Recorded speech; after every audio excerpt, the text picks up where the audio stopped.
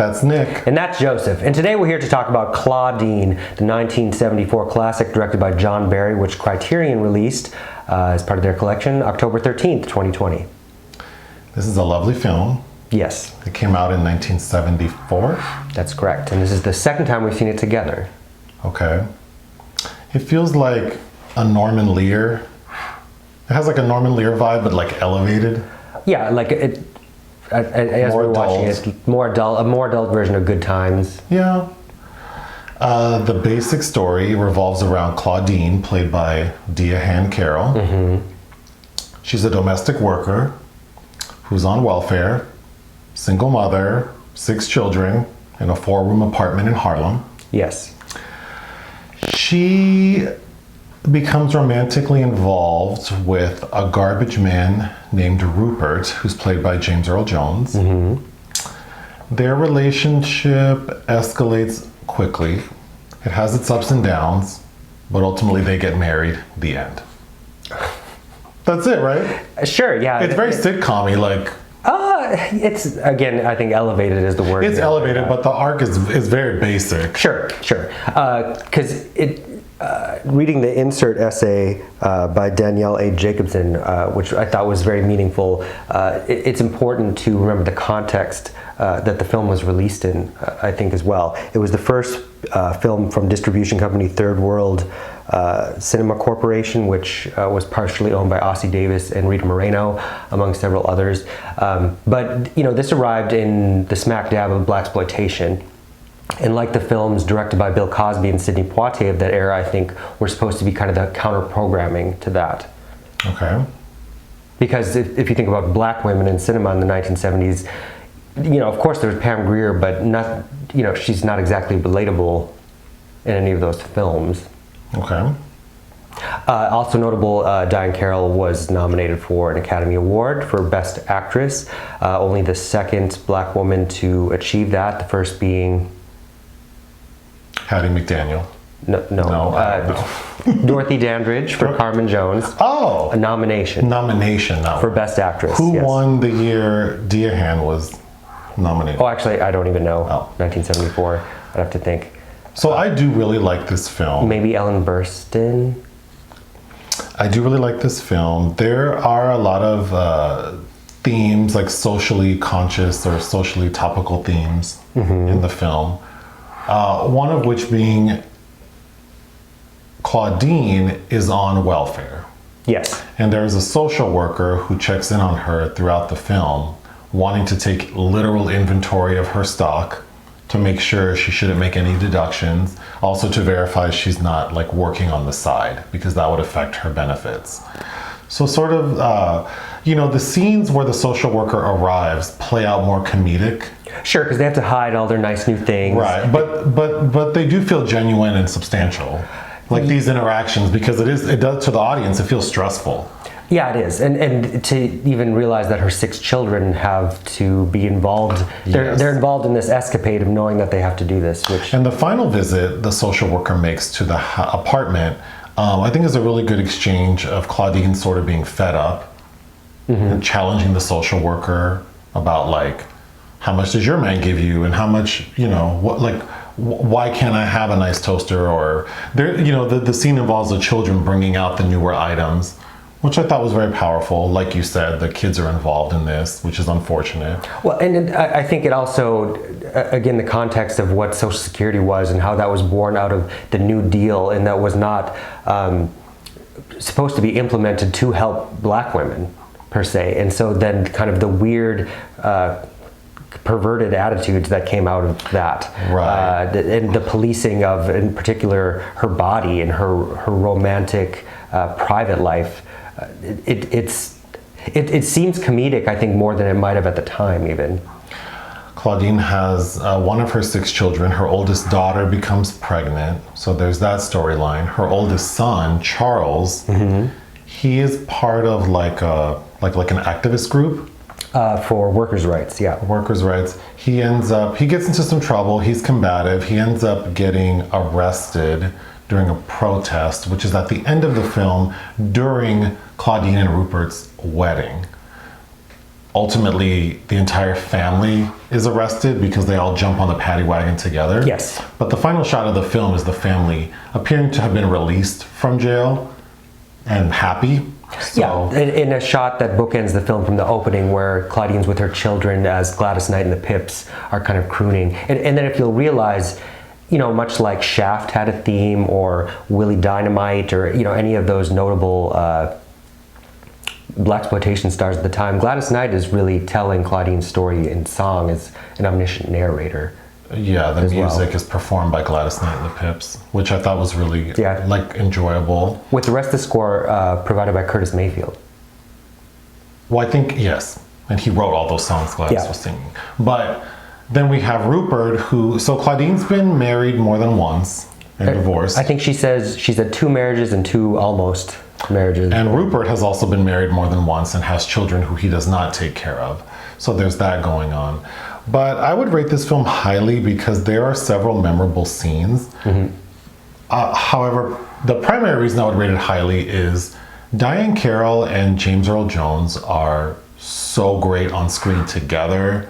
I think Diahann Carroll is so beautiful and so sweet in this film. And James Earl Jones is not traditionally handsome. No. Right? I mean, he's not, compared to Diahann Carroll, one would think like, how did this end up? Well, but it works because he's so charismatic. Well, even Diahann Carroll's casting was cause for alarm because people thought she was too beautiful to play this role, which is almost counterintuitive because it's almost because of her beauty and her sexuality that she's kind of ended up in the situation she's in. But yeah, initially it seems like that's not a pairing you'd think, but they give such lived-in performances. It's very tender and poignant. And so so when we first see them together, the garbage man, Rupert, shows up to the house where Claudine works. And it's clear it's not their first time meeting. He's very flirtatious with her. She seems eager to find a reason to interact with him. So clearly she's fond of him to some degree. But the way he convinces her to go on a date is not the most, I don't want to say, he's very charming, but he's also very like, he basically threatens her and says like, I know you're working in all welfare and it'd be a shame if they found out because they'd take your benefits away. So that she agrees. But it's funny. There's a lot that happens because our initial conversation after finishing it this time was that it seems almost like a soap opera or an after. There's so much that happens to these characters. I mean, Charles, played by Lawrence Hilton-Jacobs, who you recognize from many things, including Cooley High, goes and gets a vasectomy. Even how the wedding is interrupted, it's almost screwballish. But I think it works because of these performances. A couple of my favorite scenes involve when Claudine is taking the bus to work. There are other women on the bus who clearly she sees on a daily basis. And they have conversations, like candid conversations about sex and relationships that I thought were funny and adult. Because the sitcom-y vibe of the story, which is very basic and with all the sort of dramatic subplots, I think is pulled together very well by these very adult moments, like the women on the bus, like when we see Rupert and Claudine in bed after having sex, and their sort of intimate but like authentic exchange. It felt very real. It feels adult without being vulgar. Yeah. On the disc, there's amongst the 3 extra features, there's one of Diahann Carroll speaking about the film in 1974 at the American Film Institute, and talking about how this was important to her because all the sex scenes she'd seen with black people in cinema heretofore were all about fucking, and this was about making love, which I think really comes across, but was revolutionary for the time. The first time, so on their first date, Claudine is not able to get home in time to take a bath and get ready, and then there's some issue with the children wanting to use the one bathroom they have. So of course Rupert says, well, you can come to my place, I have hot water, why don't you get ready? So she agrees. She's so tired she falls asleep in the bathtub, and they end up skipping dinner to just stay in, and they have sex. But I thought that scene was very well done. I also like the fact that there aren't like any airs made about being prudish or like clearly this woman with 6 children, the single mother with 6 children is not shy about, you know, her body. And I like that. I like that there wasn't any pretense about what she is comfortable doing. Right. Like she clearly was making choices that were comfortable for her. And it came across, which is pretty cool for a film shot in the 70s. Yeah, I think it's pretty bold. In fact, even their, you know, the way they're talking about love is like a love project. Like I want to have a love project with you, and we both had our own together. Just the realistic. It's not the usual fodder you see in films or music about what love is supposed to look like. It's very realistic, and in fact, what is kind of keeping them apart is the social dynamic of money. Right. About what it means for if he marries her and where that's going to leave them economically with the children. So the up and downs they have throughout their like short, sort of like the short course of their relationship is that Rupert is independent, despite like not paying an appropriate amount of child support for children he doesn't really see. But he works. He's very anti-welfare, and he doesn't want to get mixed up with Claudine and having to report anything to a social worker. Ultimately, he agrees because he has feelings for her, but when he goes down to the social services office, he sort of has an explosion because he doesn't appreciate how invasive the social worker is being. But he has a change of heart and decides that he is going to do right by Claudine and just marry her so she doesn't have to be on welfare. However, sort of on the eve of them getting married, he is subpoenaed for back child support. His wages are garnished and he just loses it. So he sort of abandons Claudine and goes missing. One of the women in the scene at the welfare office, isn't that Lenny Kravitz's mom? Yes. Yeah. I forget her name, Roxie. Roxie, yeah. Sorry. But she, so then he vanishes, but they end up reconnecting and then they get married. But I thought that these two characters are not perfect. No. In the sense that they, you know, not perfect like they're not squeaky clean, but just like they have pasts and they have baggage, aka children. And somehow it's still a lovely, beautiful thing and it feels real. I think another important factor is the children, and even though not all of them get the same screen time, they're all kind of unique, notable presences.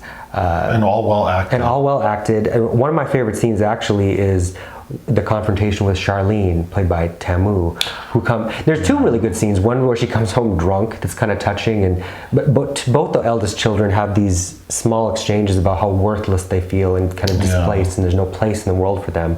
But where Claudine confronts her knowing that she's pregnant and starts beating her, like tears her clothes off, and which is of course supposed to be her beating herself, like punishing herself for her own choices. But yeah, I'm in pain, so we need to wrap this up. I really enjoy this film. I highly recommend it. What would you give it?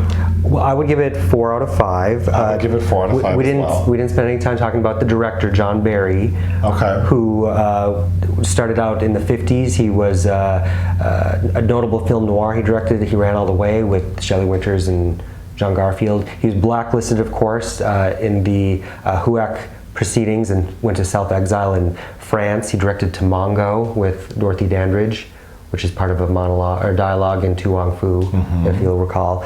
So Claudine was his first comeback to American cinema, and then he would go on to work with Diahann Carroll in a Maya Angelou adaptation called Sister Sister, also starring Irene Cara and Rosalind Cash, which I think is notable. This is also a film Monique has long expressed interest in remaking. I don't need that, but I think this film is pretty perfect. It is. I agree with that. Claudine was originally supposed to be played by Diana Sands, who was a co-star and friend of Diahann Carroll in the television series Julia. But after a day of filming, had to go to the hospital, and she eventually died at the age of 39 of pancreatic cancer. And I think Diana Sands is also an actress whose legacy has been obscured by her early death, but whose work was very meaningful at the time. The disc, the special features include a talk Diahann Carroll gave in 1974 to like a group of actors at some school, but that was very interesting. Very eloquent. I would recommend. It was her desire that Claudine would perhaps be a bridge between white films and black films, and Well, the screenplay originally was intended for white people, yeah, characters, yeah. To get to a place where we'd have people films, which still isn't the case today, unfortunately. Yeah, I don't know. It's just a pleasant film, a beautiful film, and Robert Townsend is also in the extra features. Okay. Anything else? No, that's it. All right. Bye. Bye.